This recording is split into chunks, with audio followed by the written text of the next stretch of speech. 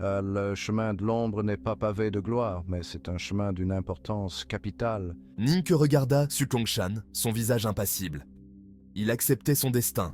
Il était désormais une ombre, liée aux caprices de l'Empire Tang. Xu Chongshan, toujours le mentor, posa une main sur son épaule. Tu feras face à des dangers invisibles. Ta loyauté sera mise à l'épreuve.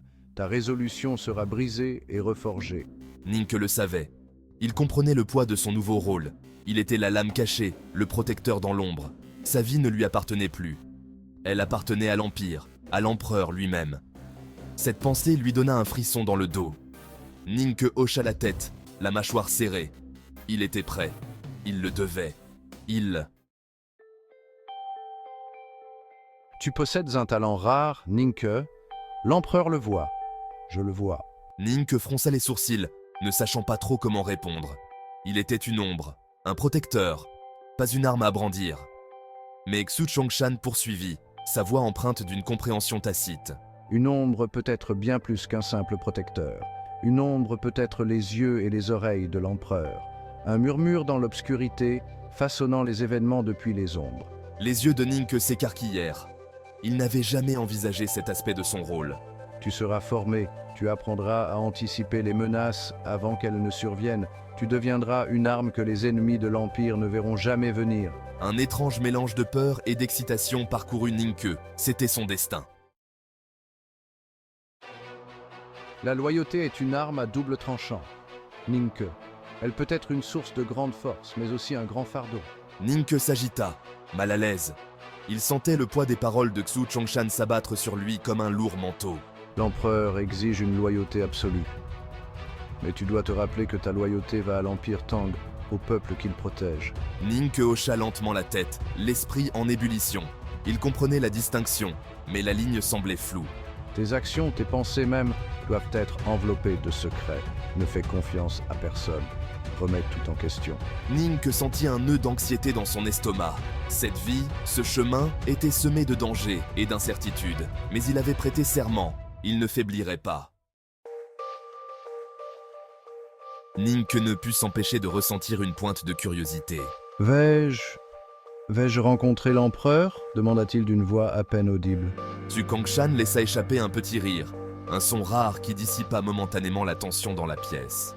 L'empereur n'est pas quelqu'un que l'on rencontre, simplement. Ninke, dit-il, son ton léger mais teinté d'un avertissement. Il est le dragon de l'Empire Tang, une figure d'immense pouvoir et d'autorité. Ning sentit ses joues rougir. Il avait été naïf. Ton devoir est de le protéger, pas de le regarder bouche bée comme un villageois à une fête, ajouta Xu Chongshan, la voix teintée d'amusement.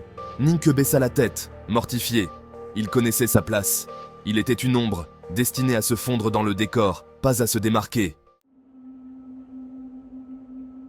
L'air dans le cabinet impérial était lourd d'une tension inexprimée. Ning se tenait silencieusement dans l'ombre, les sens en alerte. Il pouvait à peine distinguer les silhouettes de l'empereur et de Chao Xiaoshu, leur voix n'étant que des murmures dans la pièce faiblement éclairée. Il tendit l'oreille pour saisir leurs paroles, mais elles restèrent insaisissables. Il capta des bribes de conversation, des mentions de troubles dans les provinces, des murmures d'une conspiration grandissante. Son esprit s'emballa, essayant d'assembler les fragments d'informations. « Le risque est trop grand, Votre Majesté », insista-t-il. « Nous devons agir rapidement et avec détermination. » Ning retint sa respiration. De quel danger parlait-il? Quelle décision était sur le point d'être prise? La réponse de l'empereur fut un grondement sourd, impossible à déchiffrer pour Ning. Il sentit un nœud d'appréhension se serrer dans son estomac. L'atmosphère dans le cabinet crépitait d'une tension palpable. Il sentait qu'une décision d'une importance capitale était en train d'être prise, une décision qui pourrait avoir des conséquences considérables. Aussi silencieusement qu'il était entré, Ning se retira du cabinet impérial. Il emportait avec lui le poids de leur conversation chuchotée, l'urgence dans la voix de Chao Xiaoshu résonnant à ses oreilles. Il savait que son rôle était d'observer, pas de remettre en question, mais il ne pouvait chasser le sentiment d'avoir été témoin de quelque chose de capital. Que signifiait l'avertissement de Chao Xiaoshu? Quel destin attendait l'Empire Tang? Ces questions tourbillonnaient dans l'esprit de Ning. alimentant sa détermination à protéger l'empereur et à servir son empire. La situation de Ning Ke, bien que fictive, trouve un écho profond dans des parallèles historiques. La dynastie Tang, connue pour sa prospérité et ses réalisations culturelles, n'était pas exempte de luttes intestines et de luttes de pouvoir. Le rôle des gardes de l'ombre, enveloppés de secrets et chargés de la sécurité de l'empereur, jouait un rôle crucial dans le maintien de l'ordre et de l'équilibre au sein de l'empire.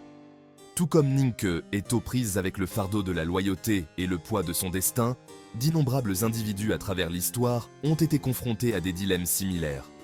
Des samouraïs du Japon féodal aux gardes prétoriens de la Rome antique, le concept de loyauté indéfectible envers un dirigeant ou une cause a été un thème récurrent. Le parcours de Ning Ke nous rappelle que le pouvoir, même dans sa forme la plus absolue, est souvent une arme à double tranchant. Il peut être une force au service du bien ou du mal, et ceux qui le détiennent, qu'il s'agisse d'empereurs ou de leurs fidèles ombres, doivent avancer avec prudence, car leurs décisions façonnent non seulement leur propre destin, mais aussi celui des nations.